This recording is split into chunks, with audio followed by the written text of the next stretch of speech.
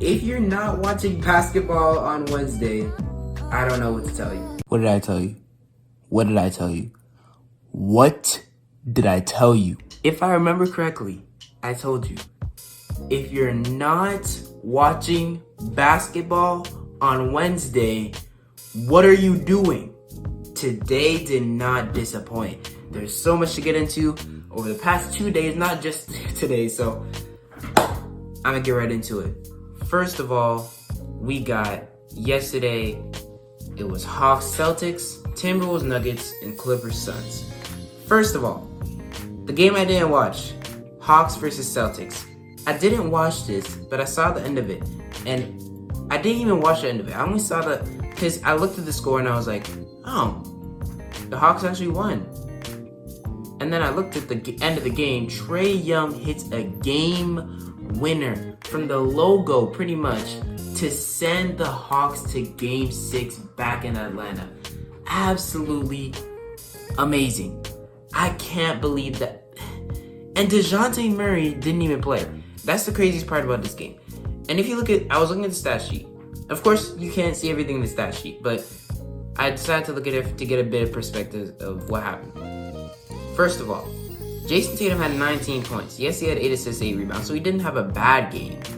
But only 19 points from your best player, your MVP candidate player. I don't really know how I feel about that, especially in a playoff game where you should be closing out against the Hawks team. Nah, that shouldn't be happening.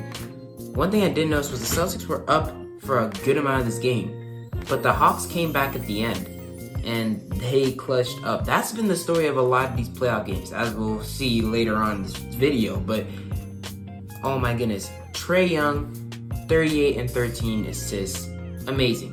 Bogdanovich, 18 points, great. John Collins, 22. It's just, the team played well, but it really wasn't, it was just Trae Young. Trae Young, I didn't watch this game. I'm gonna be honest. I did not watch this game. But Trae Young, man, he showed why he was considered a top 3-point guard in the league at some point in time. Top 5-point guard in the league at some point in time. Oh yeah, Sadiq Bey. He made a difference too, a bit of a difference too. But, of course, I didn't watch this game. The Celtics going into Game 6, the Hawks hit a lot of threes. And that is, that's of course a problem. You got Trae Young, Sadiq Bey, Bogdan, DeAndre Hunter. You got a bunch of good 3-point shooters on this team. And 3-point shooting is always going to be a problem. The Celtics actually did out-rebound the Hawks, which is pretty impressive considering how much the Hawks were doing their thing in the playing game. I guess it was mainly just the threes, because that's been the story of these playoffs, man. The threes in the fourth quarter matter. They can make a huge difference, and they can change the whole course of a game and a whole course of a series. So you know what I'm saying? I'm not going to spend too much time talking about this game because I didn't watch it. Then, of course, there's Nuggets Timberwolves. I did actually get to watch the end of this game. Even though it was just the end, I still got to see a bit of it. And Denver, man, the Timberwolves were so close. So close to winning. But Anthony Edwards missed that shot. I do feel bad for him, but he showcased he's a superstar in this league. He has mad potential. He's gonna be good. He's gonna be great, and he's gonna make a difference in the league, man. This Timberwolves team is looking scary. Like I said, I didn't watch this game, but actually, Cat had a good game. He had 26 and 11, so I guess I can't blame him. The team played well. It's just the Nuggets are better. Jokic with 28, 17, and 12. Jamal Murray with 35. Like, this Nuggets team is a seasoned playoff team. And more importantly, they have a 2-time MVP. So, and 2 of the best playoff performers in the league. So yeah, the Timberwolves were not gonna win the series. This is probably the second most easily determined, the second easiest to predict series out of all of these. And of course, they're the 2 series with the MVP candidates on them. So yeah, not really much else to say here. The Nuggets are a better team. Sad to see the Timberwolves go, but it is what it is. Moving on to Suns Clippers. I actually also did watch a bit of this game, and as I was watching it, the score was like a 20-point game. because I finished Nuggets Timberwolves and I shifted over to this game. So it's a 20-point game, right? And I'm like, it's not gonna happen, right? Wrong. The Clippers went on a shooting tear. Norman Powell went off. Batum went off.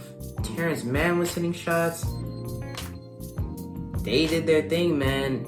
Mason Plumlee had a great game, and he in this last minute did pretty good as well. But Westbrook low-key sold. He did not have a great shooting night. And at the end there, Norman Powell had some not-so-clutch plays. So it is what it is. But at the end of the day, the reason the Clippers lost this series is because of injuries. Kawhi Leonard and Paul George both were out. Kawhi was out for most of the series, and Paul George was out for the whole series. And when the Clippers had Kawhi in Game 1, they won that game. So it goes to show that with Kawhi, the Clippers had a really good chance of winning the series. And with PG, they would have had an even better chance. Because the fact that they pushed the Suns this far without their two best players is amazing. I was watching the post-game interviews, and Tyronn Lue said, "What do you expect? We lost our two best players. We didn't have our two best guys, our two top guys who we rely on." So he just took it at face value, man, and that's how you really got to take the series. They lost their two best players, so what do you expect? They're not as good as they should be without their two best players in the game. So, of course, they're going to lose against a team with Kevin Durant, Devin Booker, and Chris Paul. And speaking of those guys, they had amazing games here. Devin Booker, of course, 47 points, 25, I think, in the third quarter, went off. Speaking of the third quarter, the Suns had 50 points in the third quarter. That's what really good, because the Clippers were up at halftime. They were up 70-61. And then the Suns went off, Devin Booker went off, and they just ran away with it. Kevin Durant had 31, Chris Paul with 15, 7, and 5. It's just, this team is better than the Clippers when the Clippers don't have their best stars. Of course, the Clippers' depth is impressive, and we saw that today, but at the end of the day, like Tyronn Lue said, when you don't have your two best players, what do you expect? What do you expect? Oh my gosh, I told you guys. If you're not watching basketball on Wednesday, what are you doing? And okay, let me start with the least overwhelming ones. The first two games: Knicks versus Cavs, Lakers versus Grizzlies. Knicks versus Cavs, the Knicks take care of business, still keep doing their thing. I said that the Cavs needs to get more rebounds. In this game, the rebound battle was overwhelmingly in the Knicks' favor. So it doesn't look like the Cavs follow my advice. And when it comes to Donovan Mitchell, he actually had a pretty good game, 28 points, 7 rebounds, 5 assists. I'm going to be honest, I did not watch a good amount of this game. I know that Emmanuel Quickley had a pretty good game, and he did, with 19 points off the bench. But it's just the rebound battle, man. It's exactly what I said in the last video.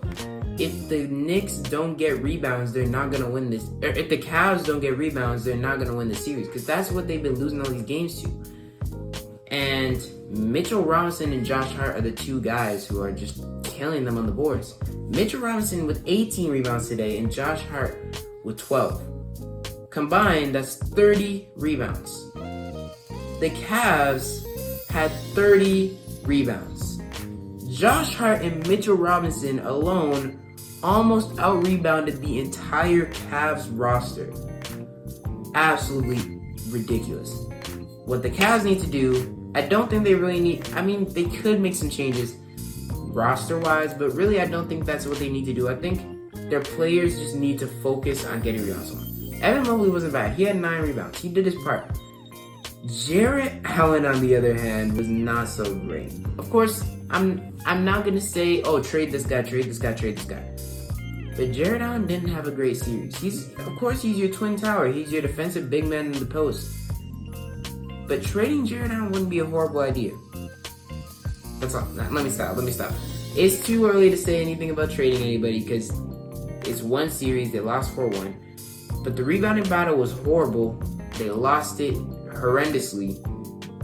And that was heavily in part to Jared Allen. I gotta give props to Evan Mobley, to Donovan Mitchell, to Karis LeVert, the guys who actually tried to get rebounds in this series. But Jared Allen, the starting center for your team, averaging like 4 rebounds per game on the series, it's not good. Not good at all. So the Knicks deserve to win the series, and they will move on. Lakers, Grizzlies. Right? Lakers up 3-1. Ja comes in, and he shows out in Memphis in Game 5. They need a win, and he delivers with 31 points, 10 rebounds, 7 assists. And Desmond Bane also had a really good game. 33 points, 10 rebounds, 5 assists. The Grizzlies had a great game. I didn't watch it. Like I said, this isn't the reason I came here. I don't know why I'm wasting so much time talking about, oh, the Lakers, Grizzlies, oh, the Hawks, oh, the Knicks. You know the reason why I'm here? Playoff Jimmy Butler is the greatest player of all time. Of course, you know me, the fourth quarter, I'm not king of the fourth quarter, but the guy who always jumps in at the fourth quarter. I'm like call me the Simcast guy, bro. Nah, I be jumping into games at the fourth quarter and just watching to see what's going on. So I look at the score, Bucks versus Heat, because I was playing with Noah, the Bucks fan, ironically, and I look at the score, Bucks versus Heat. It's like a 15-point game for the Bucks. I'm thinking, oh, so the game is over. Bucks win. Bucks go back to Miami and try to take care of business there. They might actually come back from this. I turned on the TV, and oh my gosh. I started watching this game when it was like a 16, maybe a 12-point game. It was a pretty big lead.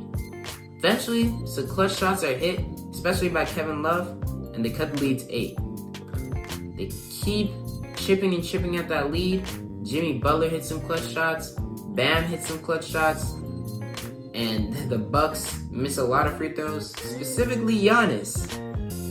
But then it's 113. Holiday makes his free throws. Middleton makes his free throws. It's a 4-point lead for the Bucks. Now, Gabe Vincent hits the most clutch, underrated shot of the game, where he gets the ball and pulls up from 3, bang. Now, Middleton gets the ball. He's dribbling up the court. Kyle Lowry swipes at it. They call foul. The Heat challenge it. Turns out there was no foul at all on the play. They do a jump ball. The Bucks win it. Oh my goodness, I remember this. Giannis gets the ball. He throws it.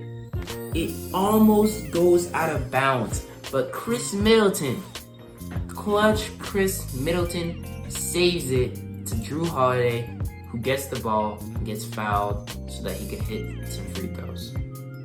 Free throw line, first free throw, miss. Second free throw, bucket. 2-point game, 2.1 seconds left. Who did the Heat go to? They give the ball to the inbounder.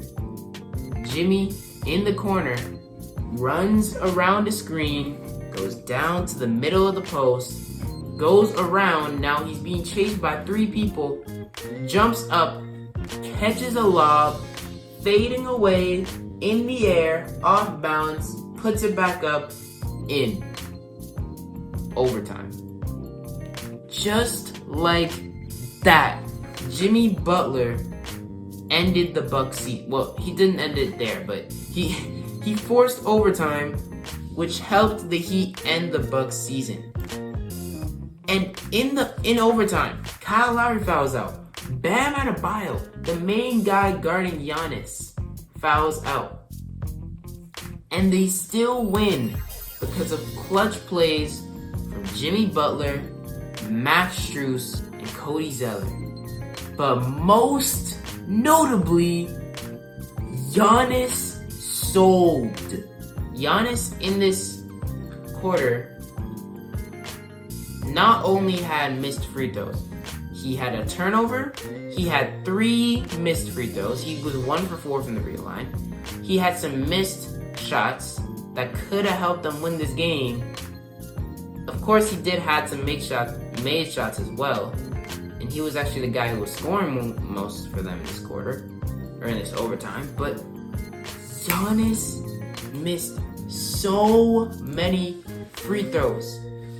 13 missed free throws for an MVP candidate on the best team in the league. That took way too long to explain that game. But you get the point. Gabe Vincent clutched up. Bam with a 20-point triple-double, clutched up. Jimmy with a 42-point game, clutched up.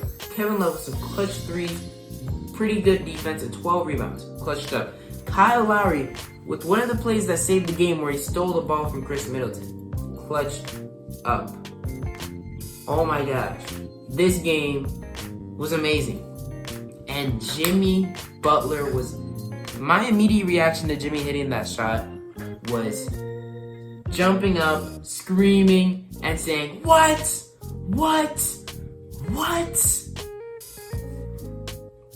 Jimmy Butler. Playoff Jimmy Butler is the greatest player of all time. If I put sections for this video, that's going to be the name of the section. Playoff Jimmy Butler is the greatest player of all time. Because, oh my goodness, he's so good. And Giannis sold. Jimmy Butler didn't even have as good a game as he did in last game. Giannis sold. Giannis was the guy who was not good at all in this overtime period. It was not pretty. It was bad. So where do the Bucks go from here? They're the one team that get eliminated. Of course, that doesn't mean their team is necessarily bad, but it just means they did something wrong. First of all, I think Coach Bud is going to get fired. Second, I don't think they really are going to make any significant trades. People said Giannis go to the Heat. Giannis go to a different team. Now when Giannis is the guy with causing the problems, what are they going to say? Trade this guy, trade Giannis even. I don't know. We'll see. But it's looking grim right now for the Bucks. If Giannis gets traded, I will personally give a subscriber $20. I'm keeping my word on that. If Giannis gets traded, I will give a subscriber $20. Because I don't think Giannis is going to get traded. It's extremely unlikely that team trades the best player in the NBA. If the Bucks traded Giannis, they're fumbling because he's loyal and he wants to stay in Milwaukee for his whole career. So, I don't think Giannis is going to get traded, but he sold. And it is what it is. It's like, he had a good game, but he sold. For 38 points, 20 rebounds, 3 assists. He could have had a 50-point, 20-rebound game in a win to force Game 6. But instead, he gets known as one of the 6 1 seeds to get beaten by an 8 seed. That's not good on his reputation. That's not so good on Giannis' legacy. Now, aside from that, of course, there's Warriors-Kings. I didn't watch this game, so I'm not going to waste too much time on it. The Warriors played great. The Kings didn't. And, I mean, it was a close game, but Curry, 30-31. Kevin Looney with 22 rebounds and 7 assists. And Clay, 25-20 for Wiggins. Draymond had 21. Like, the Kings did not play great defense in this game. And De'Aaron tried, DeMonis tried, but it wasn't enough because the Warriors are now up 3-2. And like I said, whichever team wins a road game now is going to be the winner of the series. And of course, is that saying the series doesn't start until a team wins a road game. So the series is officially started, and it looks like the Warriors are about to win. Because the Warriors are 1 win away. They're going back home to Golden State. And it is looking grim for the Kings. Of course, this is their first playoff appearance in 16 years, so this is not a disappointment at all. They took 2 games off the defending champs. I'm not saying that the Kings are going to lose guaranteed, but chances are the Warriors are winning at home. So, I say the Kings take this, no matter what happens, take this year as a W. And Warriors move on. Hopefully, it's probably going to happen, but we're probably going to see a LeBron Curry rematch in the semis, and I'd love to see that. Everybody would love to see that.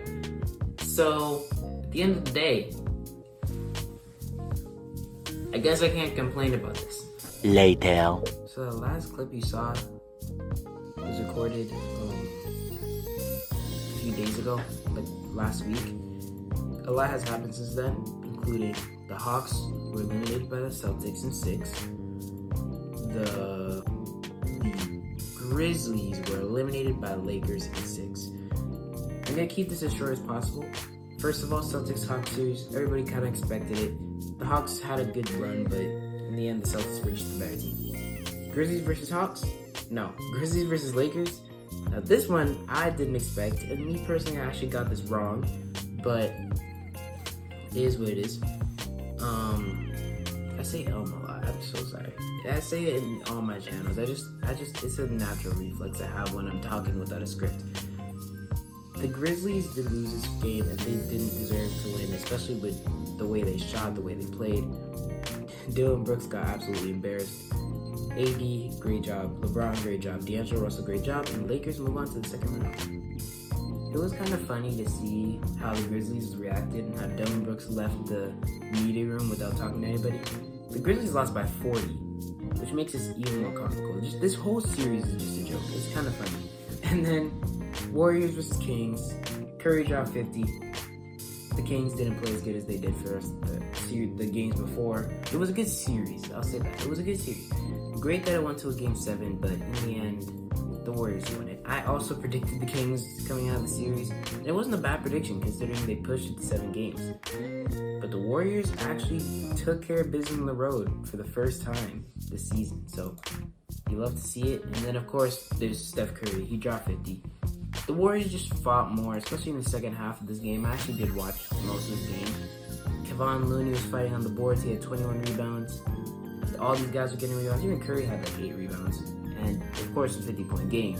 When you have 50 points in a playoff game, you're most likely going to win. And the funny thing about that is, years ago when KD had 48 in a playoff game, he lost. Right? He lost that game, I'm pretty sure. But whatever. Doesn't matter. Point being, Curry set the record for most points in a Game 7 with the first 50-point game in a Game 7 in the playoffs. All time. If he wins the championship this year, he might just be the greatest point guard of all time. But we'll see. We'll see what happens because he still has to go against his Lakers team. And that series is going to be so good. LeBron versus Curry back again for the first time in years. Well, I mean, they faced off in a playing game. But the last time these two faced off in a series was 2018. And it was amazing. So, well, it was just the whole dynasty, the whole rivalry, it's amazing. You love to see Curry versus LeBron, and they don't hate each other. That's what I should say. They don't hate each other, but it's like, it's a nice little rivalry where they played against each other most of their careers, or at least most of Curry's career. And, you know what I'm saying? You love to see them go against each other again. And now, second round stuff. The second round we have, this is the first year in NBA history where we've had every seed from 1st to 8th made the conference semis, the second round. Every seed from 1 to 8 made the second round.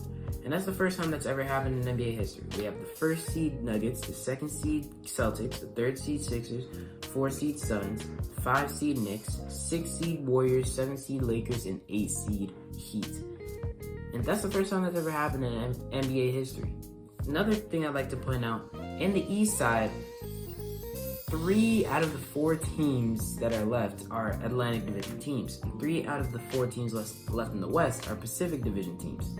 So it kind of shows how these two divisions have been dominating over the rest, especially this year, because all 5 Pacific Division teams made the playoffs. 4 of the 5 Atlantic Division teams made the playoffs. The only team that didn't make it is, of course, the Raptors, because it's the Raptors. And, you know what I'm saying? But it's still something interesting to think about. These are just interesting facts about the second round. But when it comes to actually like playing basketball, actual predictions, stuff like that, for when it comes to me personally, my predictions, I'm gonna start with the easy one. Well, none of these are really easy. These are all pretty good series. But I'll start with the easiest one in my opinion. I got the Nuggets beating the Suns in 7. Of course, everybody sees the Suns. KD, Devin Booker, Chris Paul, all playing at amazing levels. And of course, DeAndre Ayton, I guess, too. But it's just, I think that this is Jokic. Jokic is going to show out. Jamal Murray, we've seen him in these playoffs just be a difference maker. And in that game one, they won. Aaron Gordon had a great game. They were hitting mad threes. Like, the Suns weren't able to guard it. So, I think the Nuggets are going to win this. It's not going to be easy. It's going to be in 6 or 7, probably 7, but I got the Nuggets. I've seen a lot of people pick the Suns for the series, but I still got the Nuggets, you know what I'm saying? And then Heat versus Knicks. I guess I'll talk about this one. One thing I've noticed, or that I'll mention about the series that I've seen, I mean, game 1, it wasn't really shown, I guess. I didn't really watch game 1, but game 1, Jimmy dropped 25, Gabe Vincent had 20, Kyle Lowry had 18, Bam had 16. And when it comes to Knicks, RJ had 26, Obi Toppin had 18, Josh Hart had 10. And something interesting about this game, because one thing I was thinking about when predicting the series, the Heat versus Hawks playing game, the Heat lost that game because they lost the rebounding battle. The Knicks versus Cavs series, the Knicks won that series because they won the rebounding battle heavily in every single game. So now, my original thought was, well, the Knicks are gonna win. If the Heat's problem is not getting rebounds, and the Knicks' strength is getting rebounds, then it would seem like the Knicks have an easy series here. But then you gotta remember, Jimmy Butler is that guy. Of course, this was only a 7-point game, but it's Jimmy Butler. So that's the only thing that's like making me rethink my prediction. Because in this game 1, the Knicks won the rebounding battle like they always have throughout this entire playoff run. But the Heat still won. So that might make me rethink things a bit. But I still got Knicks in 7 for now. We'll see how it goes. But for me personally, I got Knicks in 7. Sixers versus Celtics. Now this series, I had the Sixers coming out of it even before. I knew this was going to be the second round before the playoffs even started. And the Sixers, I have them winning in 7. Of course, it's going to be an amazing series. Tatum versus Embiid, 2 MVP candidates, at least at some point in the year. 2 MVP candidates going at it, facing against each other. And I got Embiid winning. I got the Sixers winning. I think they have something in them this year. I think that the Sixers this year are on a different level. And the fact that it took, of course the Nets aren't as good as the Hawks this year. The Sixers swept the Nets, but it took the Celtics 6 games to beat the Hawks. So that kind of had me questionable about the Celtics. But of course you can't ever count out the Celtics because Jason Tatum, Jaylen Brown, they made the finals last year. So I just got the Sixers winning it though. It's going to be a great series regardless, but I got the Sixers coming out on top. And now, Lakers Warriors. I have no idea who is gonna win this series. We'll see, but it's so up in the air. I don't know what's gonna happen. I guess the Warriors should be the easy pick because they've just been consistently that team. They're playoff performers. They won a championship last year and they plan to do it again. So of course the pick should be the Warriors, I guess, but the Lakers, I don't know, because it's LeBron. Of course LeBron's getting older, but it's playoff LeBron. I guess if I had to make my pick right now, I'd probably say Warriors in 6 or Warriors in 7. But it's LeBron, and it's AD and the Lakers. This team has been unpredictable, especially this playoff run. So you can never count them out. And especially when it's LeBron on the team, you can never count them out. I'd say right now, Warriors in 6 or 7, but we'll see how it goes. No matter what, I know this is going to be a good series, because Curry versus LeBron is always amazing. But yeah, that's pretty much it. That's all I have to talk about. I'm going to keep this short, because I don't want this to be too long and take too long to edit. Because last video, I would have released it last week. Or the last part of the video, I would have released last week, but it took too long to edit. and now here we are. So for now, if you enjoyed, please like, subscribe, share, comment down below any tips, tricks, or topics you have me to talk about.